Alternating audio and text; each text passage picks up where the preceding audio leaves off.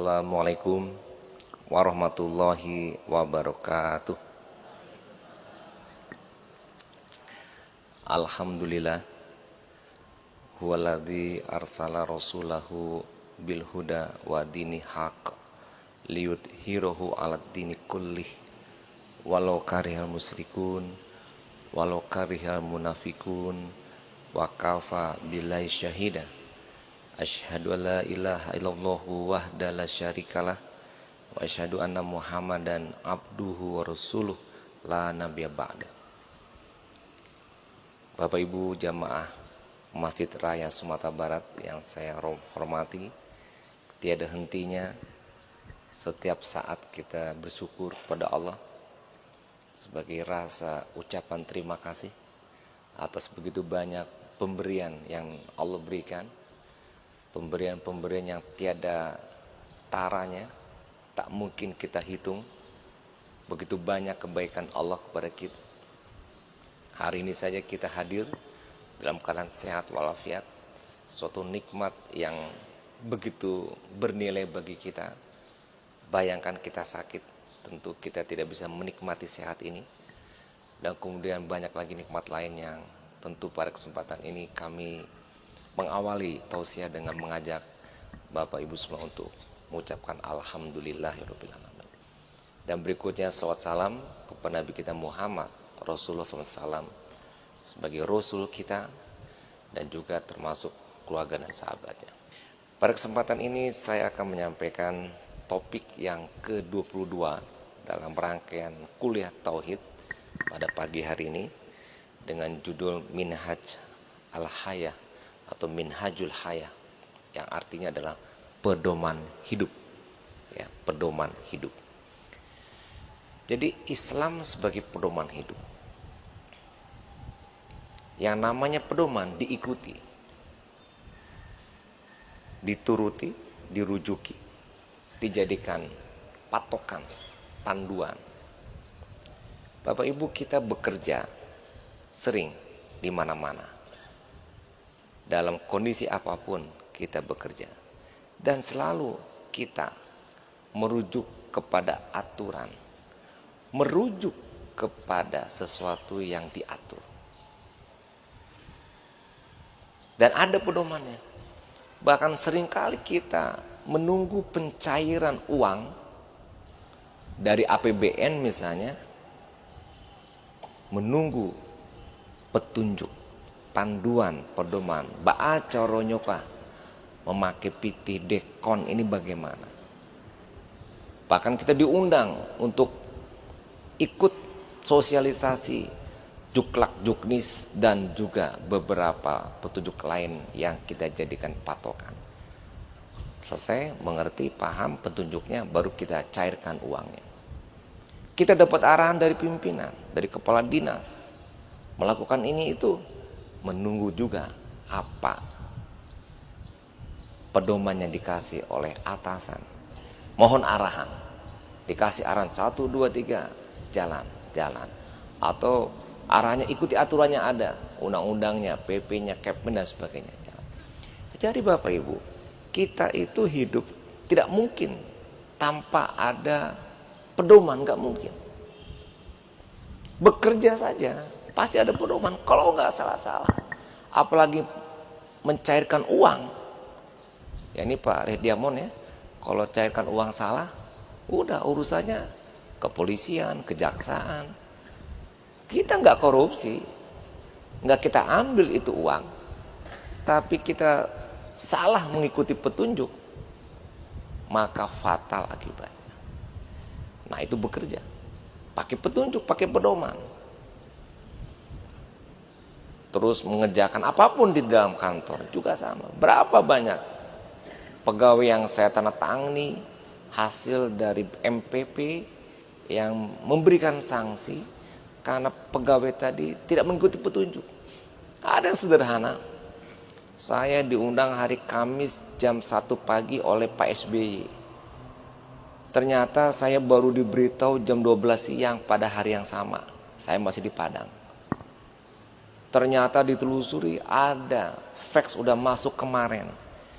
Jam 13 lewat 26 masuk fax. Tapi karena lalai, nggak ikuti juklak juknis, panduan apa yang harus dilakukan. Apa panduannya? Datang fax, dibaca. Kalau surat undangannya cepat, langsung kasih kepada, kalau untuk gubernur langsung masuk ke sespri saya. Enggak melalui jalur 1, 2, 3 ke sekda dulu, enggak begitu. Nah, itu enggak. Masuk fax, mungkin sambil bagala-gala juga kawannya saya mau tahu-tahu, itu langsung proses pai ke meja situ, pai ke meja situ. Amu tunggu sore itu minggu depan baru tiba. Nah, rapetnya hari Kamis. Menteri-menteri yang saya kenal SMS saya, Pak Gub di mana berada? Pak SBY nanyain kata, karena saya nggak datang, rapat tidak perlu diwakili. Nah, coba bayangin Bapak Ibu, gimana fatalnya orang tidak mengikuti petunjuk yang sudah ada SOP-nya. Jadi Bapak Ibu sudah ada SOP-nya. Nah, sekarang Islam itu adalah sistem panduan hidup kita untuk mengatur hidup secara keseluruhan. Setidaknya menjadi norma dan nilai yang universal, menjadi platform utama, jadi rujukan kita. Termasuk rujukan kita bekerja, termasuk rujukan kita berumah tangga, termasuk rujukan kita bergaul dengan masyarakat, termasuk rujukan kita berdagang, termasuk rujukan kita bermuamalah. Rujukan apapun ada pada Islam sebagai pedoman minhajul hayat. Nah, cuma kan kadang-kadang kan begini Bapak Ibu, kita diberi akal oleh Allah, ya. Kita diberikan pikiran oleh Allah, ya. Ditambah lagi kita diberikan kemauan hawa nafsu, ya. Tapi itu semuanya kemudian dijadikan kita sebagai rujukan. Apa yang terjadi? Trial and error. Hawa nafsu yang dijadikan rujukan. Abantiko kalau mendidik anak ko abantiko caranya.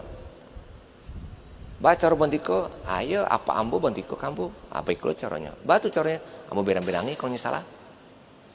Bahkan ambo ambil rotan, ambo pukul kakinya. Nah, dia mencontoh orang yang salah. Dia mengikuti atas dasar nafsu. Ada nggak Islam mengajarkan begitu? Ya nggak ada. Pasti salah. Akibatnya anak dimarah, dipukuli.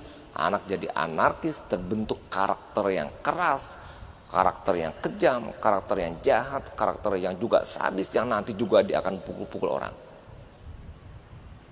Tapi memang kadang-kadang ini secara tidak sengaja sudah merupakan bagian dari kebiasaan kehidupan. Kalau anak salah diberangi, itu udah seperti protap.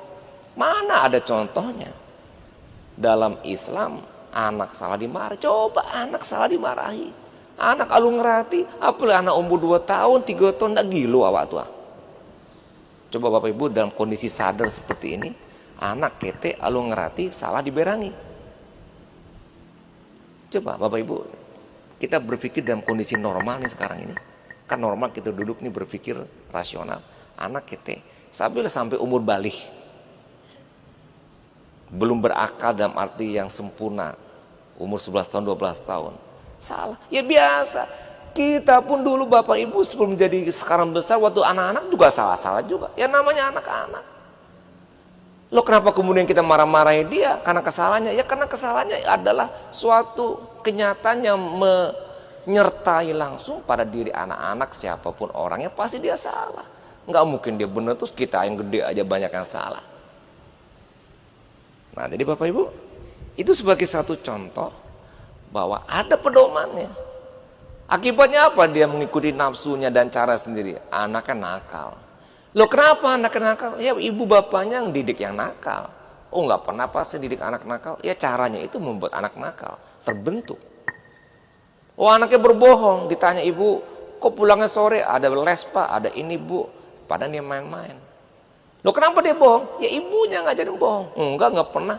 Nah, tapi ketika ada tamu sore-sore, ibunya nyuruh anaknya, kasih tuh ketemu, ibu nggak ada di rumahnya, kan bohong. Akhirnya anak diajarin, nah mendidik yang salah. Padahal Islam ada pedoman yang lengkap semuanya.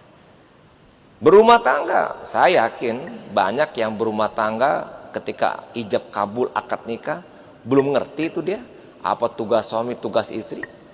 Coba tes. Mohon maaf, mungkin juga nggak tahu doa malam itu apa juga nggak tahu kadang. Pernah saya tes, nggak tahu deh. Galak-galak senyum-senyum sih. Ya kalau galak senyum kan berarti tidak ngerti tuh. Nah, apa yang terjadi? Nah itu ada aturan mestinya. Nah Bapak Ibu, jadi mencakup semuanya. Pertama yang paling mendasar, ya, minhaj pedoman itu dari segi al-i'tiqadi, yaitu keyakinan. Keyakinan kalimat la ilaha illallah itu wajib harus ada pada diri kita sebagai rujukan pertama, fondasi. Ibarat rumah ini fondasi. Bangunan itu ibaratnya fondasi. Akidah runtuh, bangunan runtuh. Akidah lumpuh, lumpuh bangunan. Allahu la ilaha illa huwal hayyul qayyum. Ya. La ta'khudhuhu sinatu wala naum. Ya, enggak tidur, enggak ngantuk gitu Allah. Lahu ma fis samawati wa ma fil ard. Man dzalladzi yasfa'u indahu illa bi isnih. Ya'lamu ma baina aydihim wa ma khalfahum wa la yuhituna bi syai'in min ilmihi illa bima syaa. Wasi'a kursiyyus samawati wal ard wa la ya'uduhu hifdzuhuma wa huwal aliyyul azim. Yakin Allah ilah, Allah segalanya. Allah tidak tidur, Allah tidak ngantuk, Allah tidak begini, Allah yang menciptakan, Allah yang membuat, Allah yang menjadikan langit dan sebagainya. Allah, Allah, Allah semuanya. Yakin itu pertama harus ada pada diri kita. Sehingga kehidupan kita semuanya melandaskan kepada Allah. Kenapa kita begini? Allah yang jadikan. Kenapa kita begitu? Allah yang jadikan. Bagaimana kehidupan kita ke depan? Allah yang tentukan. Wa ma tasyauna illa ayasya Allah. Yakin Allah berkehendak dan apa yang Allah jadikan itulah kehendak Allah. Manusia boleh berkehendak. Jadi usaha apa?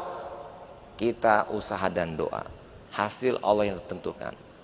Oh enggak dong Pak, kita bisa tentukan. Coba tes. Mana ada satu orang pun di muka bumi yang bisa menentukan hasil apa yang terjadi seperti yang kita inginkan? Tidak ada satupun. Pedagang bisa dipastikan hari ini untung 1.150.000 rupiah? Enggak bisa. Bisa besar dari itu, bisa kecil. Anak belajar, oh saya mesti dapat nilai 7 sekian-sekian, enggak bisa. Bisa 6, bisa 8, bisa 10 nilainya. Kita pekerja harus begini begitu, tidak bisa seperti yang kita inginkan, harapkan. Apa yang bisa kita tentukan? Doa kita. Ya Allah, berdoa bisa kita rencanakan, upayakan. Usaha kita bisa kita rencanakan, upayakan. Hasil Allah. Allah yang menentukan. Oke. Kemudian Islam juga sebagai akhlak, moral. Ya, moral akhlak. Walau anna ahlal qura amanu wattaqau la fatahna alaihim barakat minas sama'i wal ard. Walakin kazzabu fa akhadnahum bima kanu yaksibu. Jadi Islam juga mengatur masalah moral dan akhlak, bahkan Islam adalah akhlak. Jadi Aisyah juga tanya, khuluquhu Al-Quran, akhlaknya Nabi Al-Quran. Islam mengajarkan akhlak dan moral, yaitu iman dan takwa, amanu wattaqau. Jadi jangan kita menggunakan akhlak perilaku dari agama lain, akhlak perilaku dari nilai-nilai filosofi lain, atau akhlak perilaku dari ajaran siapa begitu, atau dari paham-paham mana, ismu-ismu mana. Oh, tidak boleh. Harus ikut Islam. Karena Islam lengkap, benar, betul dan sesuai, dan sifatnya universal dan pasti bagus dan baik kalau kita kerjakan. Tidak ada satupun yang salah. Tidak ada satupun yang menderita ketika kita mengerjakan akhlak yang Allah suruh dan Rasulullah contohkan. Kemudian bicara perilaku as-suluki,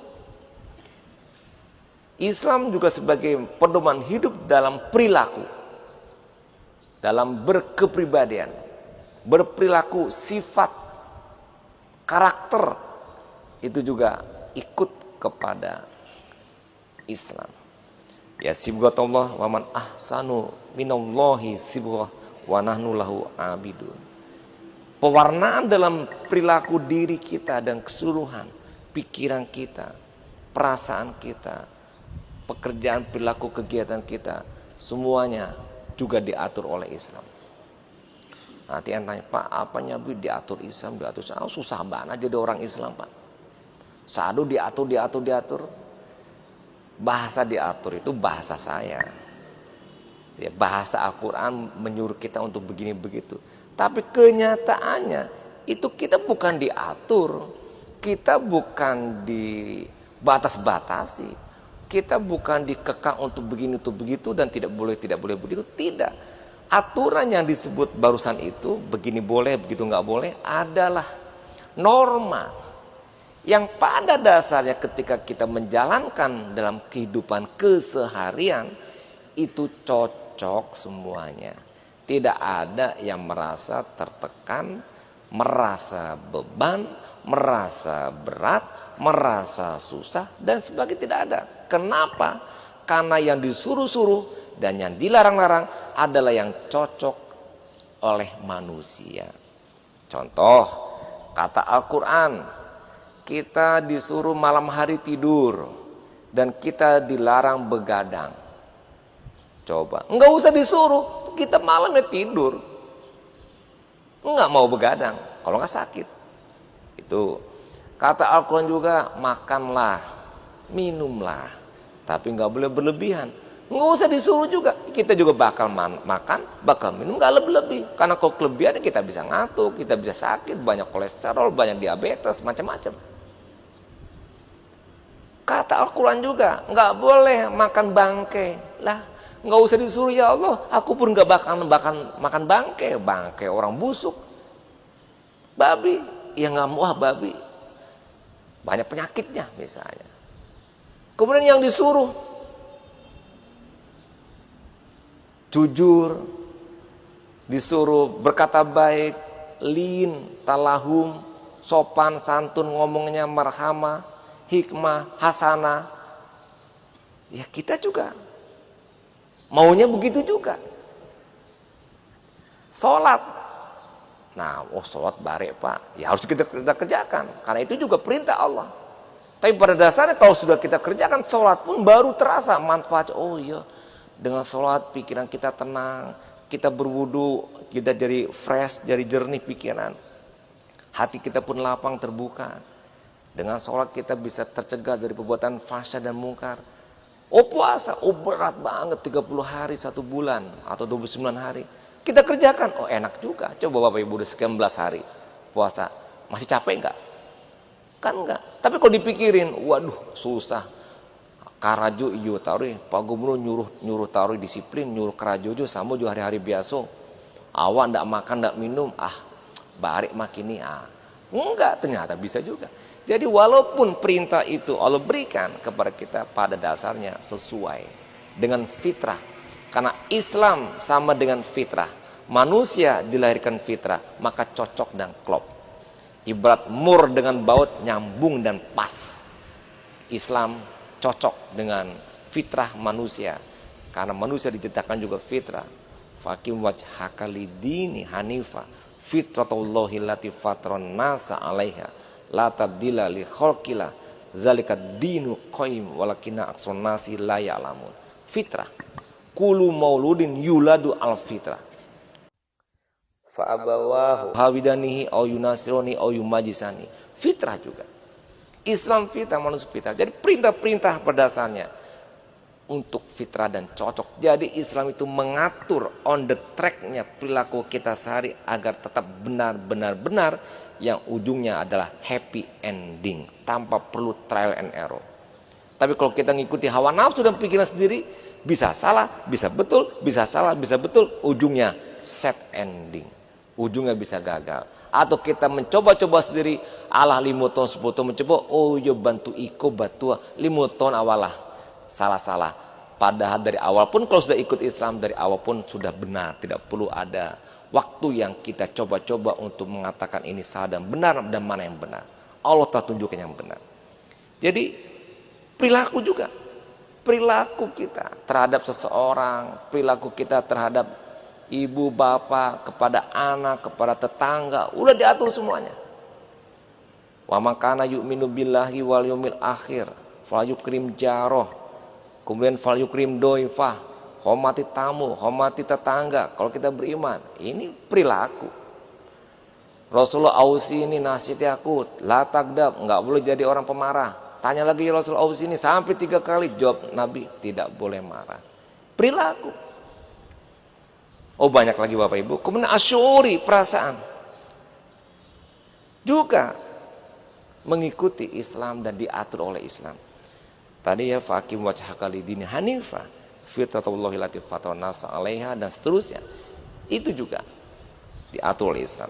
Pendidikan, wah bukan main Bapak Ibu. Kalau kita baca Quran, kita baca pula hadis-hadis, syarat dengan nilai-nilai pendidikan. Lengkap sudah, tidak perlu kita trial and error, mencoba-coba, oh begini betul, begini saya, begini betul, ikut saja. Al-Quran, benar, betul. Teori-teori banyak, silakan teori banyak, nggak apa-apa. Karena manusia diberikan akal untuk berteori. Tapi teori yang mana yang benar kalau dia cocok dengan Quran dan hadis. Pengembangan teori sampai metodologi, sampai ke teknik mengajar dan sebagainya, sampai kepada mendidik anak kita atau orang lain dan sebagainya. Silakan, kembangkan. Tapi kalau cocok dengan Quran pasti sukses. Kalau nggak cocok pasti gagal dan pasti salah. Udah begitu aja. Nah bagaimana? Banyak pendidikannya. Kama arsalna fikum rasulam minkum yatlu alaikum ayatina wa yuzakkikum wa yu'allimukumul kitab wal hikmah wa yu'allimukum ma lam takunu ta'lamun. Jadi belajar, mengajarkan, ya, nilai-nilai pendidikan ada semuanya yang Allah berikan kepada Rasul, Allah ajarkan kepada kita, ada dalam Quran, ada dalam hadis. Banyak Bapak Ibu, kalau kita ingin jelaskan panjang. Oleh karena itu dalam buku Tabiatul Aulad karangan Dr. Nasi Ulwan berkaitan dengan pendidikan, itu banyak. Ternyata pendidikan itu dari mulai seorang wanita, gadis, seorang laki lajang mencari calon untuk suami dan istri, sudah ada nilai pendidikan yang mana yang perlu diambil. Coba Bapak Ibu, ada keluarga anaknya sukses semua. Kemudian setelah ditelusuri ternyata gen bapaknya unggul, gen ibunya unggul. Ditelusuri oleh hadis Nabi, Rasulullah menyuruh cari pasangan yang keturunannya bagus, kata Rasulullah. Tapi akidah tetap pertama. Nah, ada keluarga harmonis, keluarganya sakinah mawaddah warahmah. Ditelusuri, ternyata dua-duanya orang yang suka ke masjid ketika dulu masih kuliah, ketemu.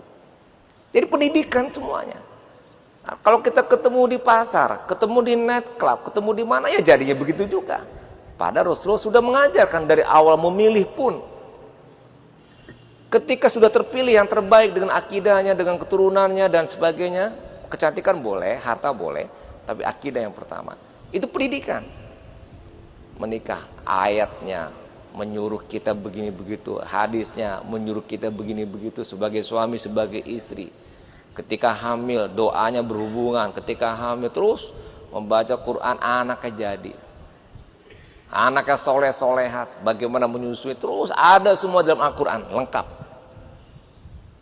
Rasul juga menyebutkan, kullu mauludin yuladu ala fitrah fa'abawahu hawidanihi au yunasironi au yumajisani. Bapak kamu berdua tanggung jawab nih. Punya tanggung jawab pendidikan. Seperti teori John Locke tabula rasa. Tapi manusia oleh Allah ciptanya bawaan, yaitu fitrah, nilai-nilai yang universal. Oke, banyak Bapak Ibu mengenai pendidikan. Kemudian juga selain pendidikan, al-istima. Islam juga mengatur sosial. Coba dari sholat saja. Sudah selesai, dari mulai takbir hampir selesai. Assalamualaikum kanan, assalamualaikum kiri. Ini sosial. Mengucapkan selamat kepada orang. Ketemu di mana-mana, ungkapan pertama, assalamualaikum warahmatullahi wabarakatuh. Coba. Mana ada agama atau dalil, agama atau umat atau etnik yang lain di luar Islam yang selalu bertemu orang itu secara sosial baik, terus dengan cara mendoakan. Cuma kita ketemu assalamualaikum warahmatullahi wabarakatuh. Cuma kadang-kadang kan karena udah kebiasaan. Pada maknanya kan itu memberikan keselamatan. Keselamatan kepada orang yang ketemu. Itu sosial. Ya, bersangka baik, berbuat baik. Banyak sekali dalam Al-Quran surat An-Nur juga ada begitu ya. Az-zaniyatu waz-zani fajlidu kulla wahidin minhuma mi'ata jaldah. Nah, ini berkaitan dengan masa zina ya. Jadi urusan-urusan ini pun diatur oleh Islam. Diatur oleh Islam. Kemudian asiasi politik. Islam juga ngurus politik. Ya, inil hukmu illa lillah.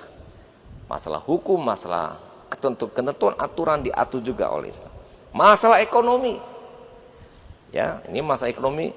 Inamas sodaqatu lil fuqara wal masakin wal amilin 'alaiha wal muallafati qulubuhum wa fir riqabi wal gharim ya wal gharimina wa fisabilillah wa ibnis sabil dan seterusnya. Ini mengenai zakat yang juga menggambarkan ekonomi Islam. Baitul Mal mengatur negara di zaman Nabi dengan ekonomi zakat. Ada dalam Al-Quran dan diatur oleh Al-Quran. Kemiliteran juga diatur. Wa a'iddu lahum mastata'tum min quwwah wa min ribatil khayli turhibuna bihi aduwallahi wa aduwakum. Siapkanlah kekuatan pasukan. Ini adalah juga bagian dari yang diatur dalam Islam. Dan yang terakhir juga berkaitan dengan al-jinai, yaitu masalah hukum. Ya, wa malam yahkum bima anzalallah faulaika humul kafirun, wa malam yahkum bima anzalallah faulaika humul zalimun, wa malam yahkum bima anzalallah faulaika humul fasikun. Ini berhukum juga dengan ketentuan Allah. Bapak Ibu yang saya hormati, itulah sebagian dari pemahaman kita bahwa Islam mengatur segalanya dan sudah ada dalam Al-Quran dan hadis. Kalau kita mengatakan tidak tahu, bukan berarti tidak ada. Oleh karena itu mudah-mudahan kita terus mempelajari Quran, kita baca terus Quran, apalagi di bulan Ramadan ini. Kita baca pula artinya, kita pahami maknanya, dan kalau sempat juga baca pula hadis-hadis. Kalau mau yang per tema, per topik, beli buku-buku Islam. Oh, banyak sekali yang mengajar tentang kehidupan ini. Mungkin yang langsung bisa terasa manfaat, mungkin buat ibu-ibu. Bagaimana kita berumah tangga yang secara Islam. Lihatlah buku banyak. Untuk anak-anak kita yang mau nikah, kasih dulu buku itu. Supaya dia keluarganya baik dan bagus. Pasti selamat dunia akhirat. Dan semuanya lengkap. Baik Bapak Ibu, sampai di sini saja. Terima kasih atas perhatiannya. Mohon maaf kalau yang salah. Dan semoga bermanfaat buat saya dan kita semuanya. Assalamualaikum warahmatullahi wabarakatuh.